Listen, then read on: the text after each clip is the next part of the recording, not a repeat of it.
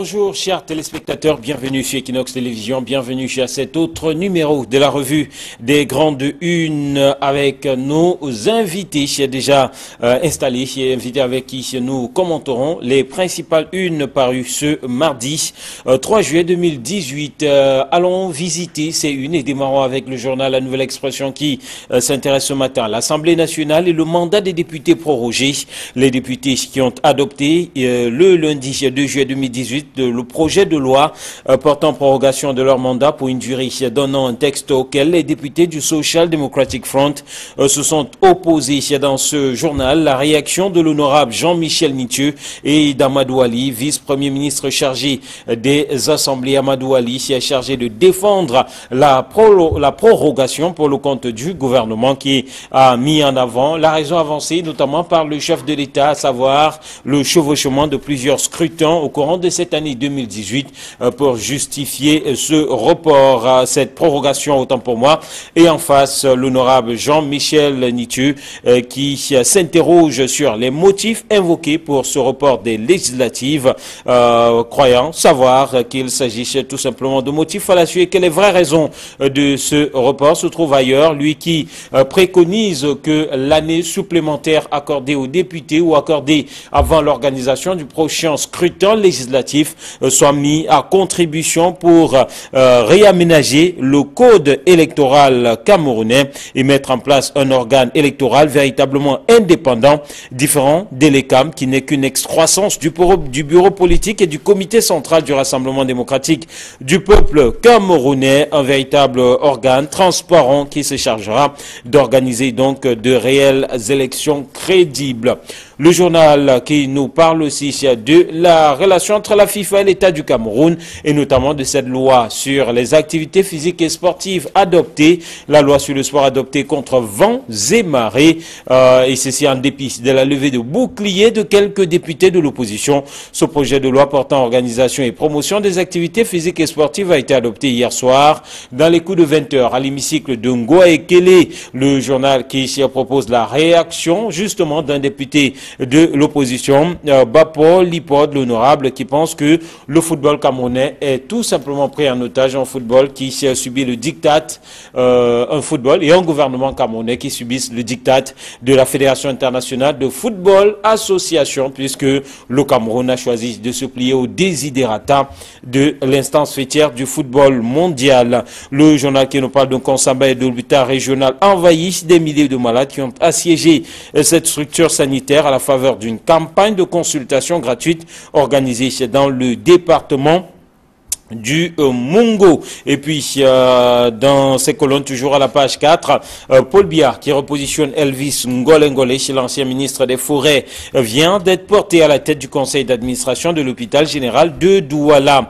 Poursuivons avec le quotidien de l'économie qui reste à Douala et mène un sondage, en tout cas ça une ce matin, les Camerounais de Douala qui parlent de leurs conditions de travail, vocation, salaire, adéquation, formation, emploi, etc. Une étude menée par le cabinet Algo donne un aperçu sur le niveau de satisfaction des travailleurs dans la capitale économique du Cameroun. Première place des affaires de la communauté économique et monétaire de l'Afrique centrale. Une des Camerounais, voilà, qui parle pour un bon nombre de leurs conditions exécrables et de la vie loin d'être un long fleuve tranquille pour eux dans cette capitale économique du Cameroun. Présidentielle 2018 dans les colonnes du quotidien de l'économie. Ngaoundéré, terre promise d'Akerimou et de Cabral Libi, les deux candidats ont misé sur le Grand Nord pour remporter les élections prochaines. Mutation qui reste dans le septentrion et pour nous parler des chantiers, justement la CAN 2019 qui va au rythme, qui se prépare au rythme des grèves des ouvriers du stade de Garoua en réhabilitation, observe un débrayage depuis hier, des mouvements d'humeur qui avaient déjà perturbé la la construction des stades de Japoma à Douala et d'Olembe, c'est du côté de Yaoundé. Le journal parle donc de sonnette d'alarme à la veille de la 3e mission d'inspection de la Confédération africaine de football, à lire à la page 7 du journal Mutation. Ce matin, Info Matin, lui parle d'alerte à la mafia et de Messa Presse vendue en catimini au marché noir. La filiale du français Presse Thalys a cédé à un Camerounais au terme d'une procédure présentée par le journal Info Matin comme des plus opaques. Abandonnés à leur sort par le gouvernement, les éditeurs locaux demeurent sans nouvelles sur le paiement de leurs créances, nous dit Info Matin. Et puis pour terminer, Kalara ce matin qui nous parle de manœuvre judiciaire. Pierre Désiré Ngo, otage de Fumana Kame au tribunal criminel spécial. L'ancien directeur général de la Caisse nationale de prévoyance sociale est poursuivi pour un détournement imaginaire de 25 milliards de francs CFA et interdit de sortie du territoire depuis 2014. Les juges multiplient les renvois fantaisistes, dit Kalara, pour couvrir un autre scandale. Contre-attaque, toujours dans les colonnes de Kalara. Les ténors du barreau des avocats se mobilisent pour défendre Akeremouna, Yondo Black, Patrice Monté, Alice Com, Claude Assira. Une cinquantaine d'hommes en robe noire se constituent contre Amatoutoumuna dans l'affaire de succession familiale, l'affaire qui se trouve aujourd'hui en justice. Retrouvons donc nos invités sur ce plateau. Hervé Viard, délice de la Nouvelle Expression, à qui nous disons bonjour. Bonjour Emerson Jomo, bonjour au doyen Camille, bonjour également à tous ceux qui nous regardent ce matin. Bonjour à Camille Nelly, le doyen. Bonjour Marcel Jomo, bonjour Hervé Viard, je vous retourne à politesse. Bonjour aux téléspectateurs d'Equinox Télévision et un grand bonjour et un grand souhait de rétablissement à mon collègue du mardi, Casimir Désiré Tagny, qui n'est pas du tout en bonne santé, mais qui est certainement en train de nous suivre de son lit. Alice, en pleine convalescence, donc Casimir Désiré Tagny, qui nous souhaite une prompte guérison. Alors, démarrons avec justement Kalara, qui nous parle des ténors du barreau, des avocats qui se mobilisent pour défendre Akeremouna. Des noms sont cités, Yondo Black, entre autres, Yondo Black, donc, Patrice Monté et Claude Assira et bien d'autres. On parle d'une cinquantaine d'avocats qui ont choisi de défendre Akeremouna. Est-ce que pour vous c'est un signal, Camille? Non, mais il est du droit de mettre Akeremouna d'être entouré de conseillers. Bon, quand on dit que des avocats se mobilisent pour défendre Maître Akeremouna est lui-même avocat. Mais parler de mobilisation, moi je pense qu'il a le droit d'avoir autant d'avocats qu'il veut. Mais moi je me souviens d'une véritable mobilisation des avocats. Par exemple, on a vu ici en 1990, quand Maître Yondo Black a été arrêté, c'est tout le barreau qui s'était constitué pour lui. On a vu une mobilisation des avocats. Quand Maître Yondo Black avait été agressé par un Français, Jean-Claude Noble, en 1989, c'est tout le barreau qui était constitué pour Maître Yondo Black. Et justement, en face, il y avait un seul avocat camerounais, c'est Maître Patrice Monté, qui a estimé que le blanc, même s'il a frappé un avocat, a quand même le droit à la défense. Donc, dans le cas d'espèce, ce ne doit pas être surprenant qu'il y ait des avocats pour défendre Maître Akeremouna. Moi, je l'ai toujours dit, l'affaire succession Mouna n'est qu'une affaire de droit commun, de succession, qui ne mérite même pas autant de bruit, autant de brouhaha dans la presse. Moi, je ne sais pas pourquoi les gens sont tellement intéressés. Peut-être parce que quand même, il s'agit là d'un candidat à la prochaine élection présidentielle et un candidat autour de qui tourne beaucoup de choses, autour de qui se disent beaucoup de choses, et forcément la presse qui s'y intéresse, une cinquantaine d'avocats avec des anciens bâtonniers pour défendre Akeremouna dans cette affaire contre Amatoutoumuna, nous dit Kalara ce matin. Oui, il faut dire que c'est une forme de trafic d'influence qui est en train de se dresser, parce que quand vous assistez à un procès au tribunal où il n'y a même pas d'espace pour les différentes parties, je vous pose bien la question de savoir où vont se tenir les 50 avocats qui sont mobilisés pour défendre Maître Akeremouna.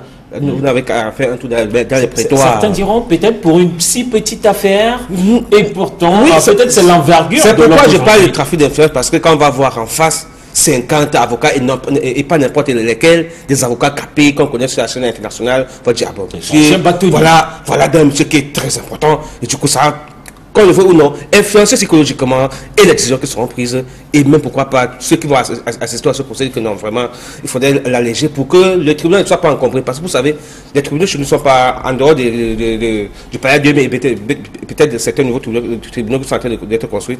Les tribunaux chez nous sont exigus. Et quand on dit que là où, en fait, les parties réservées aux différents parties au procès, l'espace est petit, très, très exigu. Lors des procès de passé, vous avez vu comment les avocats se cantonnaient. Beaucoup étaient obligés de rester à l'extérieur pour suivre à travers, parce qu'il n'y avait pas d'espace. Vous comprenez que ça devient très compliqué pour gérer. Ça devient très compliqué pour gérer le procès, parce que s'il faut à chaque tour, durant les plaidoiries, qu'on passe la parole à chaque avocat, chacun des avocats qui va intervenir, imaginez la longueur de la procédure, imaginez le temps qu'on va perdre dans cette histoire. Est-ce que finalement ça va compliquer la procédure? Ça peut être perçu comme un bon point pour Akerimuna? Non, j'ai dit que cette affaire est une simple affaire de succession, qui est des avocats, des avocats de grand talent, tel Maître Monté, tel Maître Yondobla, Maître Assira, Claude Assira, Maître Alisco. Mais on a aussi vu le même Maître Assira aller défendre Ayouk Sissi Koutabe avec Maître Bernard Mouna. Non, moi je dis c'est une affaire de justice. Dans une affaire de justice, les clients sont défendus par des avocats. Bon, maintenant, je ne suis pas d'accord avec Djéré qui dit que les tribunaux sont petits, 50 avocats pour une si petite affaire, ça va être... Non, c'est pas une question d'encombrement, et puis, ce que vous savez, parce qu'on s'organise pour les tribunaux. Camille, vous savez vous-même que... On ne laissera pas plaider 50 avocats. Non, vous savez qu'au tribunal, après la cause, quand on va faire l'examination in chief, ou bien la cause examination après, chaque avocat sera obligé de prendre la parole pour se prononcer sur un pan de l'affaire. Imaginez le tour. On va perdre en temps. Parce que vous imaginez que déjà les présidents des tribunaux, on n'en a pas suffisamment chez nous, les juges, on n'en a pas suffisamment. Et quand vous allez au tribunal le matin, vous voyez la pile de dossiers qu'un seul juge va plaider. Imaginez-vous que pour un seul dossier, on va faire passer le tour 50 avocats au niveau des examinations in chief, 50 avocats à la course examination, et que chacun va constituer sa plaidoirie. Messieurs, il y a des audiences qui ont commencé un mercredi et qui sont terminées un jeudi. Ce n'est pas ça le plus important. Voilà. Non, moi je persiste à dire que ce n'est qu'une simple affaire de succession. Laissez les parties en cause se défendre avec leurs moyens de droit. Parce que je pense qu'elles ne méritent même pas autant d'importance. Avançons et évoquons la une justement de la nouvelle expression qui nous parle de l'Assemblée nationale, justement du mandat des députés. Projet d'un an, on va dire, c'est loin finalement d'être une surprise. Écoutez, quand les journaux annoncent cela ce matin, c'est une poste qui est ouverte depuis très très longtemps. Je ne sais pas comment ils sont en train de l'enforcer aujourd'hui. On savait, dès le moment où le président de la République avait introduit la demande justement de cette prorogation, on savait que ça allait être fait d'abord parce que la majorité des élus du RDPC, aussi bien dans l'Assemblée nationale que dans le Sénat, est telle que cette demande ne peut être, qu'elle ne peut passer que comme un suppositoire. Maintenant, de l'autre côté, moi je ne sais pas pourquoi les gens font un événement alors qu'on savait très bien qu'avec la décision du président de la République de reporter cette élection à l'année prochaine et d'accorder une rallonge d'un an aux députés, ce n'est pas la première fois, aux députés et aux sénateurs, ce n'est pas la première fois qu'on voit cela au Cameroun. Et puis il faut aussi dire qu'il y a tout de même des raisons objectives qui font que ce n'est pas seulement à cause de l'argent, mais il y a aussi le problème de l'insécurité qui persiste toujours. On ne peut pas valablement... Même si ce n'est pas mis en avant comme raison pour justifier cette prorogation. Il faut dire que c'est aussi une des raisons valables qui puisse pousser Paul Biya à ne pas organiser une élection parce que toutes les conditions de sécurité ne sont pas encore assurées. Moi, je ne sais pas pourquoi les gens sont en train de moudre du grain autour de cela. Bon, le SDF, par exemple, a joué son rôle en disant non, nous on ne veut pas ci, on ne veut pas ça, on n'est pas d'accord avec ça, on n'est pas d'accord avec ça. C'est son rôle, mais il savait très bien qu'en ruant dans les brancards, ça n'allait aller nulle part, puisqu'il est tellement minoritaire que sa voix ne compte pas. Mais quand même, sa voix a été entendue.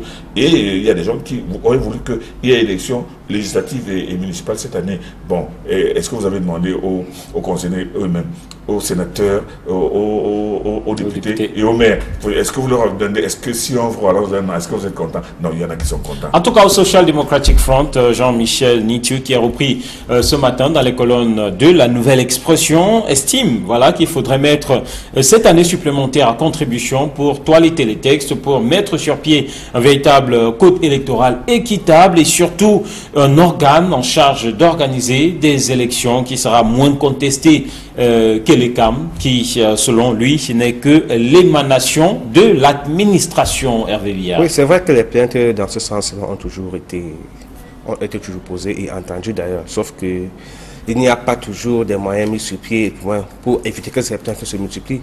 C'est vrai qu'aujourd'hui, on commence très tôt à penser les CAM d'être juste un organe au service du pouvoir, ou bien au service du parti au pouvoir, le RDPC. Il faudrait justement que eux, ceux qui ont été nommés à ce niveau-là, puissent démontrer le contraire en travaillant normalement. Parce qu'en fait, s'il faut toiletter les textes, on n'a pas besoin forcément d'assentiment du RDPC pour le faire. Et pour avoir fait le tour de quelques bureaux de l'ECAM, avec un monde à venir, il y a quelques semaines, il faut quand même rappeler que le travail en train de se faire, et chacun à son niveau, ne voudrait pas que le Cameroun, ou bien le Camerounais retienne mal son nom dans ce processus électoral. Chacun a travaillé pour être, je ne vais pas dire sain, du moins donne le meilleur de lui-même pour que, au moment venu, que ce soit pas lui le responsable, le coupable, si quelque chose cloche. Donc du coup, quand on s'est retourné vers le directeur régional de l'ECAM, on constate justement que le directeur régional pour l'électorat, bien sûr, il y a quand même des efforts qui sont faits à ce niveau-là, et que, même si on attendait la prorogation on attendait la prorogation du corps électoral, du mandat des députés, autant pour moi, puisqu'on était à cheval entre la convocation du corps électoral et la prorogation du mandat des députés. Il y avait quand même un travail qui train de se faire à ce niveau-là, et que chacun y travaille tous les jours. Je peux vous rappeler que les inscriptions se poursuivaient encore, malgré le fait qu'on était dans le deadline. Aujourd'hui, il faut quand même rappeler que la prorogation de ce mandat des députés vient aujourd'hui permettre aux députés de fonctionner de manière officielle dans la légalité. Parce qu'il faut le dire, bien avant, les textes ils étaient dans l'illégalité. Et du coup, même si on savait que c'est une prorogation de fait, maintenant c'est avec l'appui, c'est légal ce qui est fait. On peut se plaindre du fait que c'est une seconde prorogation consécutive. Hier, quand on avait fait cette prorogation, on se disait, bon, une fois n'est pas coutume. Et on peut comprendre la sortie des différents partis politiques qui contestent cette prorogation parce que ça est en train de devenir une règle. Une fois, c'est acceptable. Deux fois, je pense que ça devient trop. Et du coup, on va se dire, ça veut dire qu'au prochain mandat, dès qu'on aura l'élection, le prochain mandat sera prorogé. Surtout que le mandat passé était prorogé d'un an. Ça veut dire que maintenant, le mandat des députés, aujourd'hui, n'est plus de 5 ans, officiellement connu, ou bien légalement connu, selon la constitution camerounaise, est pas désormais de 6 ans, avec une prorogation chaque fois. Or, des mesures doivent être prises chaque fois que les députés sont votés. Pourquoi on n'y arrive pas à ce niveau-là? Parce qu'on doit quand même respecter les textes de la Constitution. Auquel cas, c'est vrai que la prorogation fait partie des textes, mais ça fait partie mais on ne va pas utiliser chaque fois l'exception. Oui, parce que les cas d'exception, il ne faudrait pas utiliser chaque fois. Mais relève aussi du pouvoir régalien des chefs d'État. Je ne dis pas non, sauf que quand on respecte, quand ce pouvoir régalien du chef d'État, mais on ne doit pas toujours le faire. Une fois on accepte, deux fois, non, parce que quand on gère, on prévoit. Et je pense que c'est à ce niveau-là que tout se passe. Et c'est ce que dit justement Jean-Michel Nithieu, gouverner, c'est anticiper, c'est prévoir. Et dans la perspective de l'organisation d'une prochaine élection législative dans un an, qu'est-ce qui fondamentalement pourrait changer sur les 365 jours supplémentaires accordés en termes de mandat à ces députés? Non, mais Jean-Michel Nithieu l'a dit, il l'a dit suffisamment. Ce temps pourrait être exploité effectivement pour toiletter davantage des textes, essayer de Est-ce que ce sera fait? Pourquoi pas? Pourquoi pas? Et vous savez, demain c'est demain. Et on ne sait pas ce qui va se passer demain. Mais toujours est-il que moi je pense que les choses, même si elles avancent à la vitesse de la limace, mais les choses avancent quand même dans ce pays. Donc, l'honorable Jean-Michel Nithieu, en disant que... Il pense à la mise en place d'un organe différent de l'État. Un peu moins dépendant de l'État et un peu plus libre, un peu plus... ayant les mains un peu plus libres. Il pense à une révision du code électoral. Une révision du code électoral et de beaucoup d'autres choses. Moi, je pense que les propositions qu'il fait, c'est les propositions qu'un député, qu'un homme normal, qu'un Camerounais normal devrait faire, parce qu'on en a tout de même assez d'un système électoral qui est lui-même contestable et contesté. Tout le monde le sait, tout le monde sait que ce code et ce mode électoral n'est pas des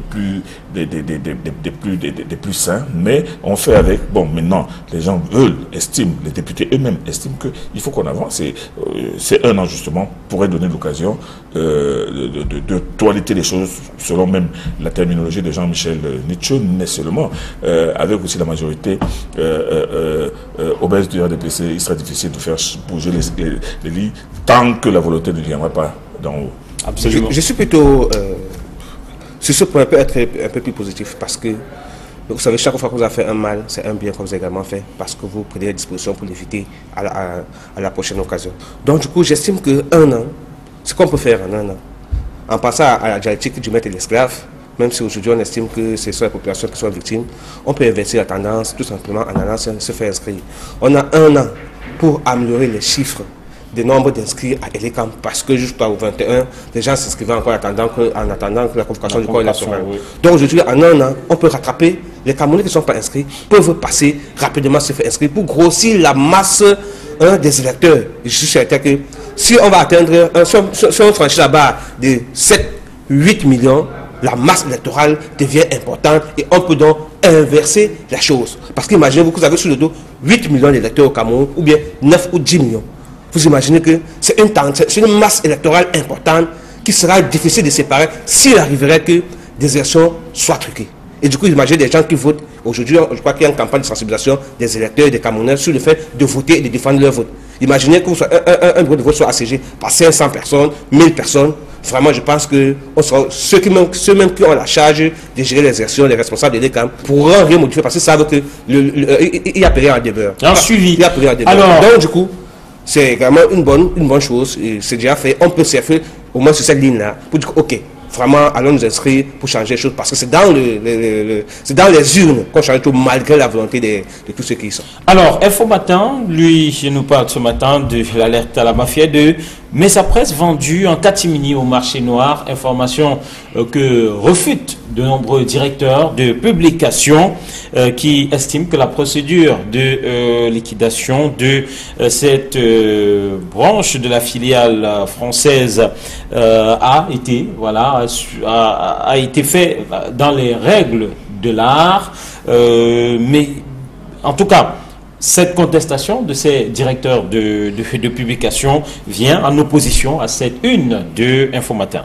Oui, mais vous savez, Mesa Presse, c'est une messagerie qui a fonctionné au Cameroun depuis une trentaine d'années. Et je peux vous dire qu'elle n'a pas beaucoup rendu service à la presse camerounaise parce que elle, dont la mission était de distribuer la presse, a très peu distribué la presse camerounaise. Imaginez que jusqu'au moment de la fermeture de Mesa Presse, il y a des journaux ici publiés à Douala, imprimés à Douala, qui arrivaient à Kousséry 4 jours plus tard. Donc ça veut dire que l'information avait déjà eu le temps d'être frelatée. Les journaux n'arrivaient pas en Banga, il faut le rappeler. C'est ce que je suis en train de dire. Donc Mesa Presse était plus au service des publications françaises, des magazines, des journaux étrangers et tout, beaucoup plus qu'au niveau de... C'est pour cela, c'est l'une des raisons d'ailleurs pour lesquelles la presse au Cameroun nous se porte si mal. C'est l'une des raisons pour lesquelles le tirage des journaux ici, des quotidiens, ne dépasse pas 3 ou 4 000 exemplaires. Donc au moment où Mesa Presse, à cause de sa propre turpitude, à cause de son incapacité à assurer la mission qu'elle avait, elle a été obligée de mourir de sa belle mort. Maintenant, qu'elle soit vendue aujourd'hui, je ne sais pas pourquoi les gens s'intéressent aux conditions de sa cession, ce qui n'est pas important, et que l'on parle de recapitalisation de 1 ou 200 millions de francs, c'est insignifiant pour une messagerie qui a la vocation de distribuer, de couvrir le territoire. Non, c'est impossible. Donc moi, je dis que ce n'est même pas important. C'est une histoire qui ne regarde que ceux qui veulent couper les cheveux en quatre et se dire que bon, mais Mesa Presse, encore Mesa Presse ou pas Mesa Presse. Déjà, en attendant, depuis que Mesa Presse ne fonctionne pas, vous savez très bien que c'est à la diable que les directeurs de publication distribuent eux-mêmes leurs journaux, et bien ils ont confié à une messagerie dirigée par un confrère. Mais toujours est-il qu'on recherche toujours la solution. La vente de Mesa Presse n'est pas importante par rapport à la mission. Il faut trouver autre chose. Il faut que les directeurs de publication eux-mêmes s'assoient pour trouver le moyen de mettre sur pied une messagerie capable de distribuer valablement leurs produits à travers avec la célérité qui va avec. Mutation, ce matin, on nous parle des chantiers de la Coupe d'Afrique des Nations qui évoluent au rythme des grèves, avec cette grève observée sur le chantier de réhabilitation du stade Omnisport de Garoua. Et le journal de nous rappeler la situation similaire observée par le passé dans les chantiers de Japoma et de Olembe à Yaoundé. Alors, la CAN, au rythme des grèves, ceci à quelques semaines de l'arrivée de la 3e mission d'inspection de la Confédération africaine de football. Hervé. Oui, effectivement, on peut être... Quelle image pour le Cameroun? Bon, quelle image, c'est l'image que nous avons toujours, c'est l'image que nous voulons projeter à la face du monde, que nous recevons également comme le reflet des miroirs. Donc, ça peut dire qu'en fait, on peut regretter que ce genre de choses se produit actuellement, parce qu'on est à la dernière ligne droite pour pouvoir organiser cette compétition. Je pense que la CAF nous a fait confiance à nouveau. Il faudrait justement qu'on remplisse les cahiers des charges que nous avons signés, que nous avons promis de respecter. Et la survenance des grèves sur les chantiers n'est pas là pour augurer des lendemains meilleurs pour cette compétition, parce qu'en fait, il faudrait que le Cameroun, qui n'a pas organisé la CAN depuis plus d'une trentaine d'années, la dernière quarantaine, oui, je suis plus d'une quarantaine d'années. Oui, il faut quand même dire que c'est depuis 1972 qu'on a organisé la première.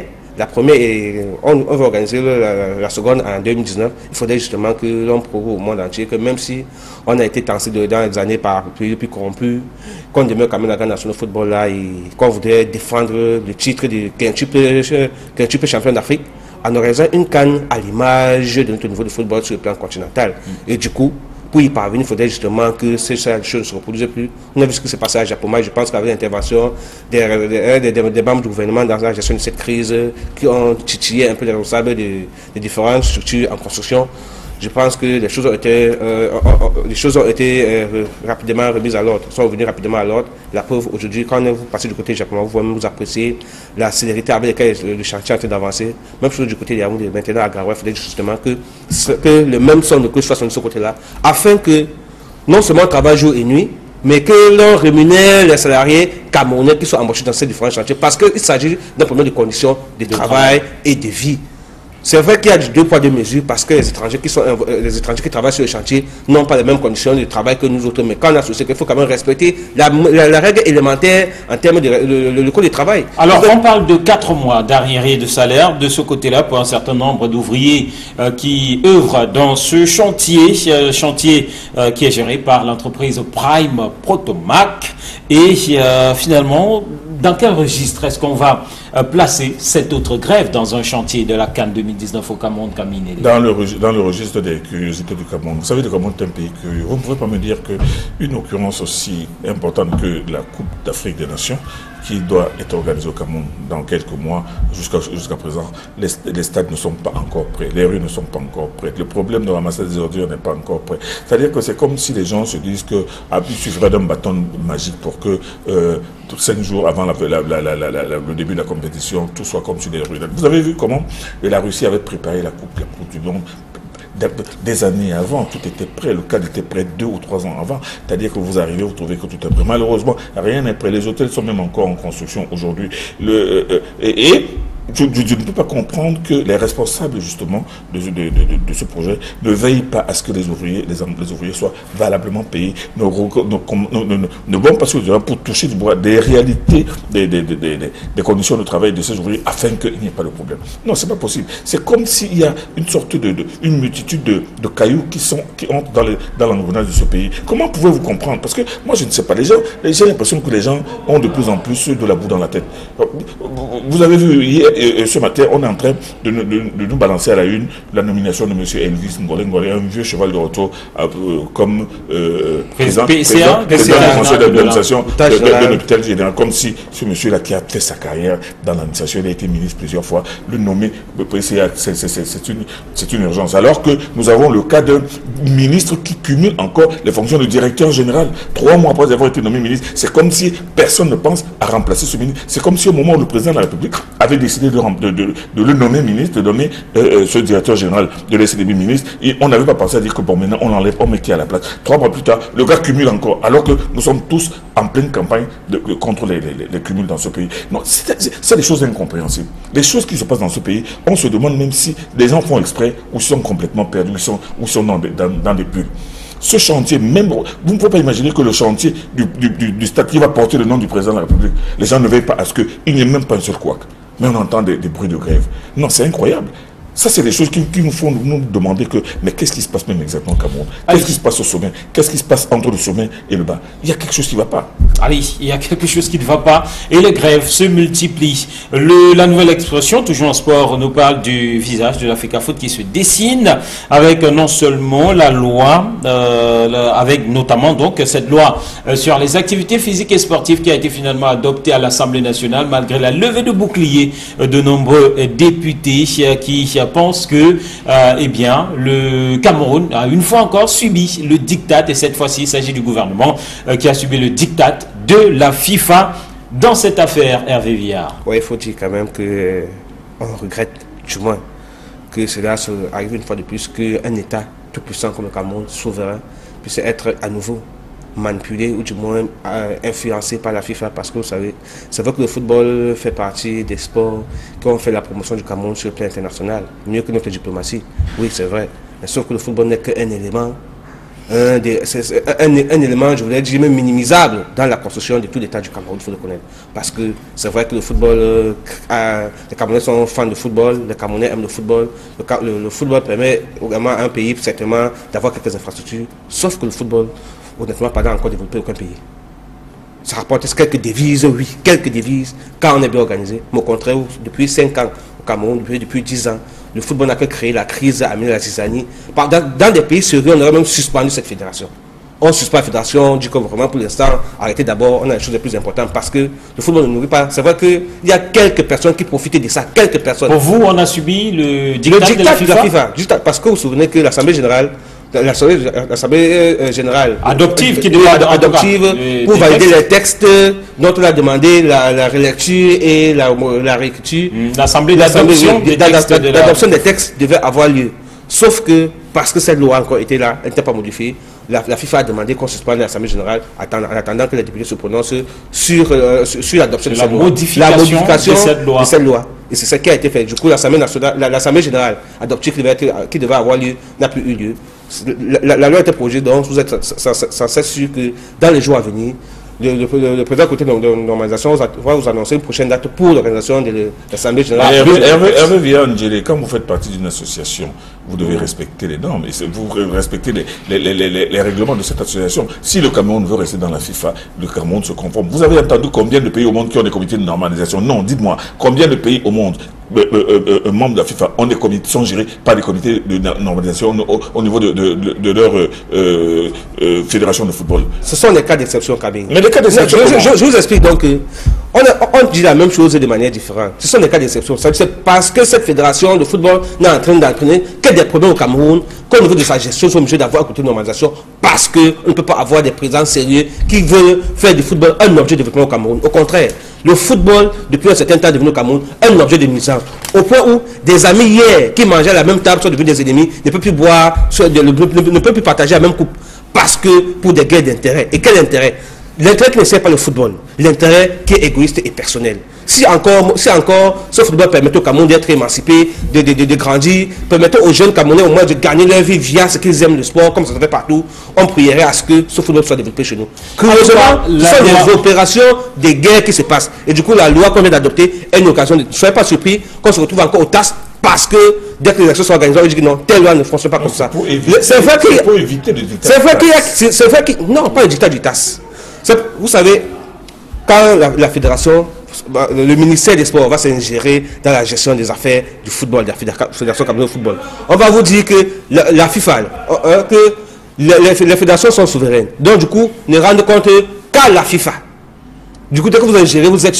dans la nouvelle loi, dans la nouvelle loi, c'est au ministère, sans que je me trompe, c'est au ministère qui va gérer les litiges. Pourtant, vous avez un comité national olympique, vous avez également au Cameroun, en tout cas, il fallait qui gère tout cela. Il fallait d'une façon ou d'une autre anéantir la chambre de conciliation et d'arbitrage du comité national olympique et sportif. Et je vous rappelle que je vous annonce dans les prochains jours la sortie du CEO. Comité international olympique qui va sortir par rapport à cela pour vous dire, monsieur, il ne faut pas créer ce plan international, une instance pour gérer les affaires du sport. Attendons voir. Oui, bien sûr. Comme vous gérez les affaires du sport, et du coup, vous intervenez pour faire les choses comme vous voulez. Et du coup, vous savez que chez nous, permettez-moi d'ajouter, toutes les fédérations ont des problèmes au Cameroun, y compris le rugby. Il faudrait bien que, vous savez que si le ministère était neutre dans la gestion des affaires sportives, Du coup, on croira à ça. Mais du coup, chaque ministre veut poster à la fédération de président quel est son plan qu'il manipulera à sa guise. C'est de ça qu'il s'agit. Allez, malheureusement, on va sortir Camille Nélé qui insiste sur ce plan d'urgence humanitaire, d'ailleurs, qui se retrouve à la une de plusieurs journaux d'expression anglaise. Et Douala, voilà, qui a cotisé. Non, je n'insiste pas. Je constate tout simplement que Douala est au sommet du haut parade. Bravo au gouverneur Yvan Dubois qui a réussi à faire cotiser plus de 229 millions. C'est-à-dire que pour le moment, c'est la région du Torrent qui est en tête. C'est normal, c'est le poumon économique. Dans le Niangui national, et encore on dit que c'est pas terminé. C'est le poumon économique. Alors, on va dire que certains journaux, notamment The Guardian Post, reprennent les dires de certains sénateurs SDF qui pensent que c'est une opération vouée à l'échec. Nous y reviendrons. Merci à Véviard Délé, merci Camille Nélé, merci à vous qui adressez à notre compagnie. Madame, monsieur, demande sera notre jour. Nous serons là pour notre numéro de la revue des Grandes Unes. Entre-temps, nous vous souhaitons de passer une bonne journée en compagnie des programmes d'Equinox Télévision. Au revoir.